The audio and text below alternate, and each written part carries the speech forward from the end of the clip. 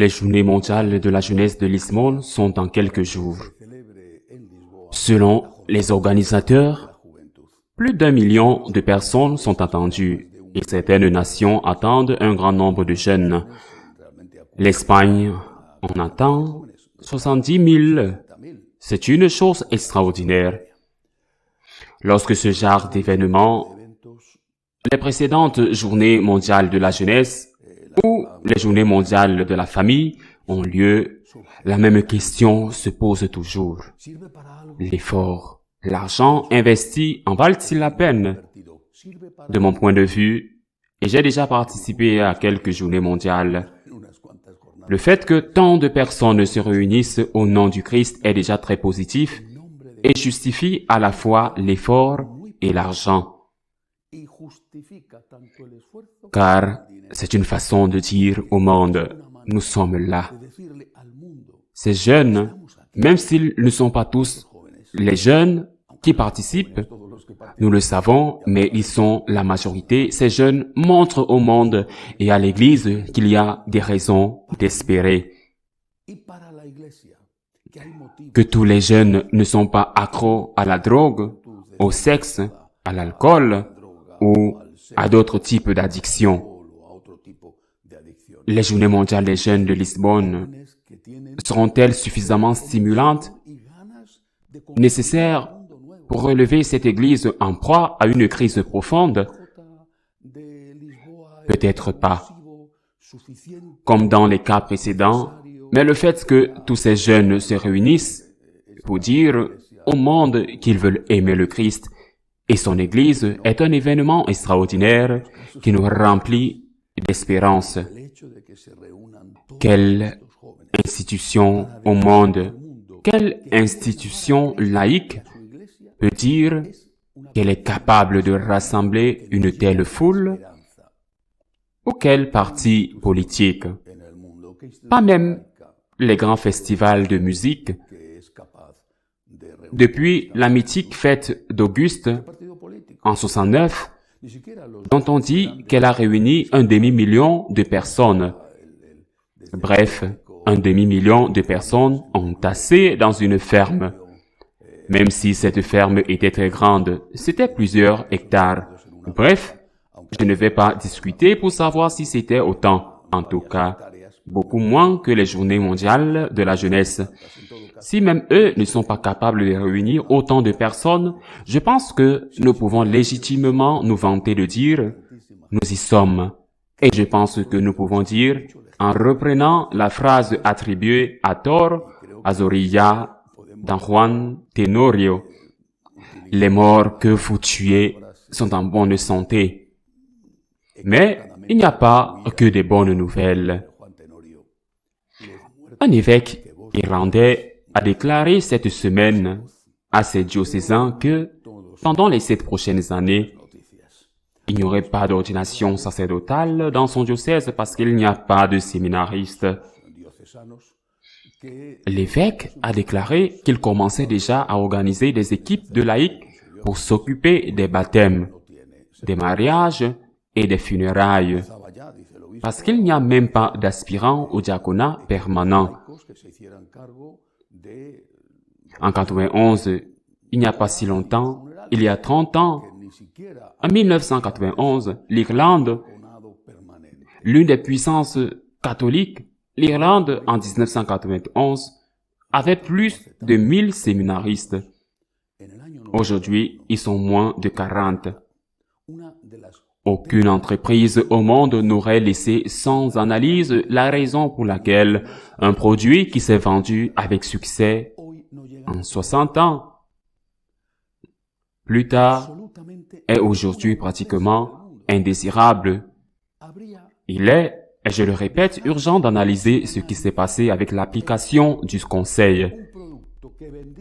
Il est urgent de procéder à une analyse honnête et non à une analyse triomphaliste ou idéologisée qui affirmera que tout a été merveilleux, car il est clair que ce n'est pas le cas. En 30 ans, l'Irlande est passée d'1 millier de séminaristes à 40. Ortega y Gasset a dit, ce qui ne va pas chez nous, c'est que nous ne savons pas ce qui ne va pas chez nous. Je pense qu'aujourd'hui, nous devrions paraphraser le philosophe espagnol et dire, ce qui nous arrive, c'est que nous ne voulons pas savoir pourquoi ce qui nous arrive. Car ce qui nous arrive est évident, même pour les plus naïfs. Le fait que l'Irlande soit passée de 1000 séminaristes à 40 en 30 ans est la preuve absolue que personne ne peut réfuter que nous traversons une crise terrible et que cette crise doit être analysée pour voir quelles sont ses racines avant que nous passions de 40 à 4 dans les 10 prochaines années en Irlande et que tous les autres pays soient sur la même voie. Cette semaine, une autre nouvelle est passée largement inaperçue. Des représentants de haut niveau se sont rencontrés au Vatican, dont le président de la conférence épiscopale allemande, Monseigneur Batzing, et des représentants de haut niveau du Vatican, dont le cardinal Ladaria, préfet émérite de la doctrine de la foi, qui était néanmoins l'un des participants à la réunion. Ils se sont rencontrés et seule la nouvelle a été publiée qu'ils se sont rencontrés pour essayer d'éviter le schisme allemand. Il faut arriver à un point de convergence pour que cette rupture ne se produise pas. Je pense que l'effort, le travail, la tentative d'éviter un schisme est tout simplement extraordinaire. En d'autres termes, nous devons essayer d'éviter un schisme parce qu'un schisme est une grande catastrophe. La question n'est pas de savoir si nous voulons éviter le schisme. Ce à quoi nous devons répondre par l'affirmative, oui, nous voulons éviter le schisme. La question est, quel est le prix? Quel est le prix? Peut-on négocier avec la vérité? De plus, si l'autre partie demande 10 et que vous, pour éviter une rupture de la relation, vous êtes prêt à lui donner 5, qui peut vous assurer que dans quelques années, ou peut-être immédiatement, elle ne demandera pas 20, de sorte que vous serez contraint de lui donner les 10 que vous ne vouliez pas lui donner au début? C'est une situation très compliquée.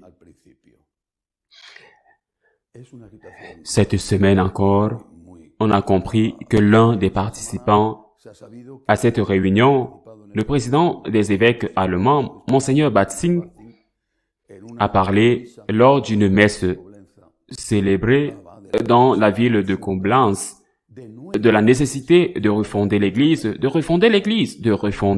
parce qu'il dit que l'Église actuelle part du type d'Église qui a été fondée au 1er siècle. En d'autres termes, la parole de Dieu, la personne physique de Jésus-Christ, notre Seigneur, est la parole de Dieu, et c'est tout. De tout le Nouveau Testament jusqu'à l'Apocalypse, 1er siècle. Eh bien, cela conditionne le présent. Et nous devons refonder l'Église parce qu'elle est devenue une chemise étroite. Nous avons grandi et maintenant, nous devons penser les choses différemment. Pouvons-nous nous mettre d'accord sans sacrifier la vérité avec quelqu'un qui pense comme cela? Il y en a qui, au contraire, disent qu'au Vatican, il y a un secteur qui recherche le schisme. Mais d'un autre côté, en satisfaisant ces libéraux, ces progressistes, en leur cédant sur des choses qui ne peuvent pas être cédées, ils cherchent et provoquent le départ de certains dans l'autre secteur. Qu'est-ce qui permet de dire qu'il y a un schisme de la part des conservateurs? Je le répète, un schisme est une catastrophe. Une catastrophe qu'il faut éviter. Mais nous ne pourrons jamais l'éviter en négociant avec la vérité, en faisant des compromis avec elle, parce que cela revient premièrement à faire du mal au Christ qui est la vérité, et deuxièmement, comme nous le disons en Espagne, du pain pour aujourd'hui et de la faim pour demain. Mais en définitive, terminons cette semaine en nous concentrant sur le bon et le positif, sur ces journées mondiales des jeunes si proches. Voyons qu'il y a heureusement encore des signes de vitalité dans cette Église en crise et demandons au Seigneur de nous aider à lui répondre, jeunes et vieux, à lui répondre fidèlement et comme il le mérite. À la semaine prochaine, si Dieu le veut.